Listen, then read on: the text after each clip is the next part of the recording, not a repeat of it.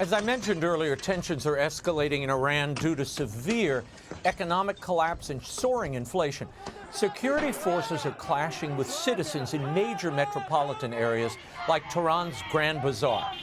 The Iranian government is responding by cracking down on rioters and blaming foreign adversaries like the U.S. and Israel, with at least 36 dead and thousands arrested. We're even hearing chants for the return of the monarchy. Is this the beginning of the end of the Islamic Republic?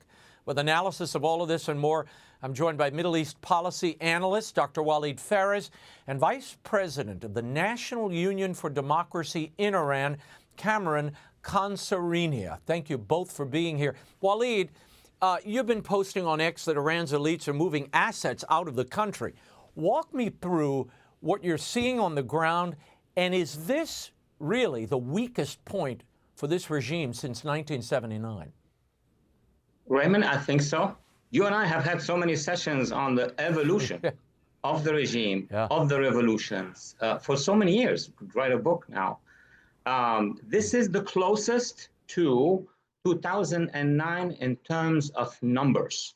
1.1, 1.2 million people, though the so-called Green Revolution was in one place, mostly in Tehran, lasted a few days. This one is more resilient, it's determined, and it's larger if you add all the demonstrations in all Iranian cities. And what I see as difference, and Cameron can make the ultimate judgment on this, is that they are determined, they are organized. This is not a flow of people coming down. The police fears them, the security, the Basij militia fears them. So yes, we are talking about something new. By tomorrow morning, as I've understood, there are plenty of demonstrations today in the capital. 2009 may have been bypassed, so it's much larger than ever before. Wow. Cameron, your organization, the National Union for Democracy in Iran, works directly with Iranians inside the country and in the diaspora. What are people telling you, and what's driving them to the streets right now? Is it the economic pressures? I mean, the currency devaluing, the inflationary pressures? What is it? Well, you're right, Raymond, and thank you for having me on. It's good to be with you and with Walid, of course. We're in touch with people directly in the country, whether on university campuses, activists across the country. This started with an economic spark. In 1979, before the revolution, it was 7 Iranian rials to 1 US dollar. Now it's over 1 million. But this has become overtly political. And the most important distinction in these protests is that we've seen several rounds, as many of your viewers have seen in the past several years, against this regime. Those protests were very clear that they do not want the Islamic Republic. They chanted death to the regime, death to Khamenei. The significance of these protests is that they have moved beyond just saying what they don't want and to saying yes to what they do want. They are overtly supporting, as you said in the introduction, Reza Pahlavi, the Crown Prince of Iran, who lives in exile in cities across the country in nearly every demographic, politically, linguistically, religiously, provincially. We are seeing calls of long live the Shah. This is the final battle. Pahlavi will return. And right now, as we speak, millions of people probably are on the streets of cities across Iran, Tehran, to other major cities at the direct call of the Crown Prince. He issued a call less than 36 hours ago to people to take advantage of this opportunity to come in the millions, to overwhelm the security forces. And that's exactly what we're seeing right now on the streets of Iran. Yeah.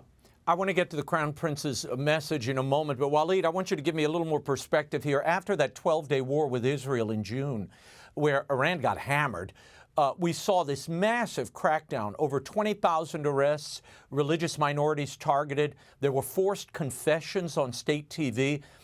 Is the regime using this notion of Israeli spies as cover for crushing dissent? And I'm told now there's a blackout on digital information getting in and out of the country.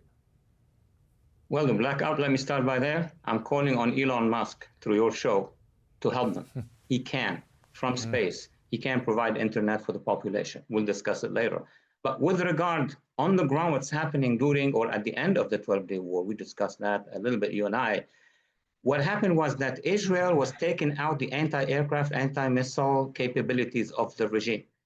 Then our dear president destroyed in 3 hours with the American power the actual sites, nuclear sites. This was unbelievable for the last, 10, 15 years.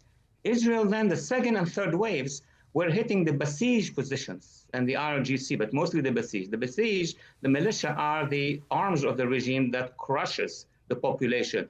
The population was so close from doing exactly what they're doing right now. But unfortunately, at the time, and we had that conversation, Qatar came in and said, oh, we can help you, came to the United States and the community, international community, we can help you, but stop Israel. And Israel had 5, 6, 7 more business days. What we see right now could have happened, and the regime would have probably collapsed earlier because they have one eye on the skies that would be the allies and Israel, the United States, which could still happen, Raymond, and then the other eye on the population. This is why when the ceasefire started, they started the suppression. They got a respite on the strikes. They immediately went to arrest, kill, the usual thing that the Khomeinis do. Well, the difference here is Trump has warned Iran to not violently suppress these protests, saying the U.S. is locked and loaded. And Iran's threatened preemptive action against the U.S., by the way, after those comments. What should the U.S. policy be now, Walid, very quickly?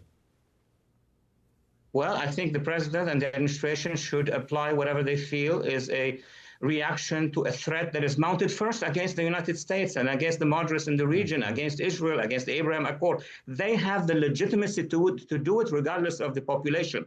Now, if the regime decides to slaughter the population, they have international law on their side. We have international law on our side. Maximum support for the population and as much weakening of the regime. That's the recipe that will bring a fall of the regime without troops on the ground. Cameron, we saw the Green Revolution, and that sputtered out largely, I think, because it didn't have support, outside of Iran. Many protesters now have been shown on social media, in media, chanting Pahlavi will return, waving pictures of the Crown Prince, Reza Pahlavi, who's been in exile here in the United States. He's been all over media saying the regime is collapsing. Does he have real support inside Iran? I'm going to show this message and let you answer that. This is from January 7th. Watch. همیهنانم امروز چهارشنبه حضور شما در سرتاسر ایران بی‌نظیر بود و این یه نوع اعلام آمادگی است برای برنامه فردا شب. البته گزارشاتی به ما رسیده که رژیم سخت ترسیده و تلاش دارد تا بار دیگر اینترنت را قطع بکند. البته بدانید که ارتباط ما قطع نخواهد شد، چه از طریق صدها هزار دستگاه استارلینک که در ایران هست و یا از طریق شبکه ایران اینترنشنال و من و تو. اما اگر این رژیم اشتباه رو بکند که اینترنت را قطع بکند، این خودش فراخوان دیگری است برای ادامه حضور و تسخیر خیابانها و از این طریق بیخ دیگری را به تابوت رژیم خواهید کوبید. پیروز باشید پاینده ایران. Cameron, your thoughts on that, and does he have real support in the country? You're seeing the evidence of his support inside the country on the streets of Iran right now. Nobody has the power to mobilize the masses in Iran like the Crown Prince does. It's not just about talking the talk. Tonight we're seeing it's about walking the walk. And millions of people at his direct call are in the streets. And you asked, Raymond, before this about the policy that the United States should have and President Trump, what he might do. President Trump's message to the Islamic Republic that if they slaughter protesters, there will be a price to pay, was extremely positively received in Iran. Look, there are three popular people in Iran. First is Crown Prince Reza Pahlavi, Donald J. Trump, and Prime Minister Netanyahu of Israel. So President Trump's threat and warning to this regime was taken very seriously, and it is very important. But I hope and I want to ensure that the right information is getting to the president, because there is still, we all know about this, that there are remnants inside the State Department and elsewhere who are trying to filter up the information that they've tried to recycle for the past 45 years. Now, President Trump is smarter than that. President Trump knows that the future of Iran is what the street of Iran, what the people of Iran are saying, and that the future of Iran belongs to, and the transitional leadership is best given to those that the people on the street trust, the people and the person, in this case, the Crown Prince, who can hold the country together, who can ensure a stable transition. And right now, we're seeing on the streets of Iran, millions of people chant the name of the crown prince. And so that's why we know he has the popular support, he has the political legitimacy and the support to ensure this transition. And that's why he's the partner that the West should be engaging, because that's how we can ensure a peaceful and stable transition here. So you don't need to take my word for it that the crown prince has support. All you have to do is look at the streets of Tehran and streets across Iran right now for them reacting to his call and them chanting his name very clearly.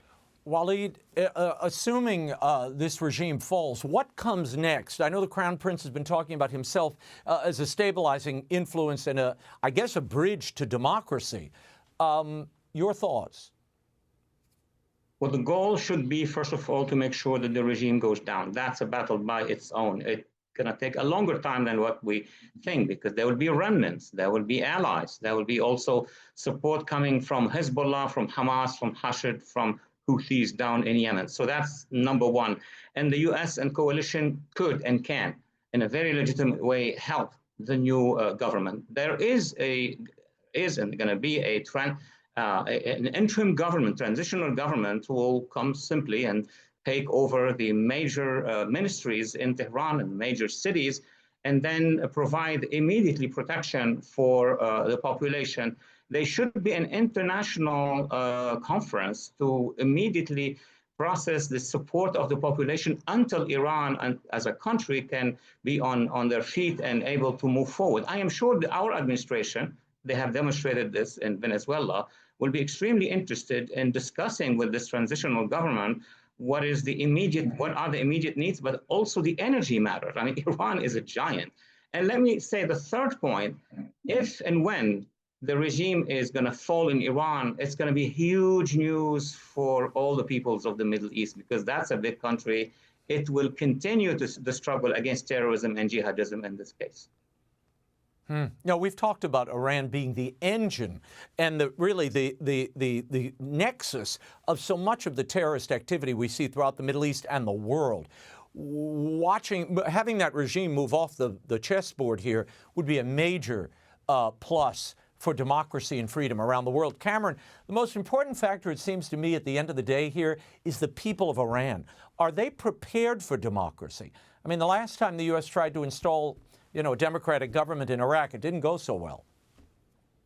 Well, you're exactly right. And that's why it's so important that we don't seek to impose outside solutions on Iran. If you want to have long-term stability, if you want to have long-term democracy, if you want to have institutions that ensure that this is stable and not just a quick fix or something that works for a few years and then gets broken again, you have to listen to the voices of the Iranian people. They're being very clear in their demands. So what we're talking about here is not importing something from Washington or Paris, or that comes from some State Department desk officer or some think tank or some journalist. What we're talking about is listening to the cries and the calls of millions of people across the country, and they're very clear in what they're calling right now. And that's why at their call, the Crown Prince has stepped forward to lead this transition, to oversee the move to democracy, to be able to build the institutions, to prepare the citizens to be citizens, to participate actively in the democratic process, to ensure that in the long term, Iran is stable, so that it can be a partner for the United States, so that it can be a symbol of peace and stability in the region. Gentlemen, we'll leave it there. Walid, it feels like we've been talking about this for decades, because we have. Iran, an imperialist republic and U.S. policy by Dr. Walid Phares is still available at bookstores everywhere. And you can follow Cameron Khansarinia at the National Union for Democracy in Iran at NUFDIran.org. Thank you, gentlemen. Thank you.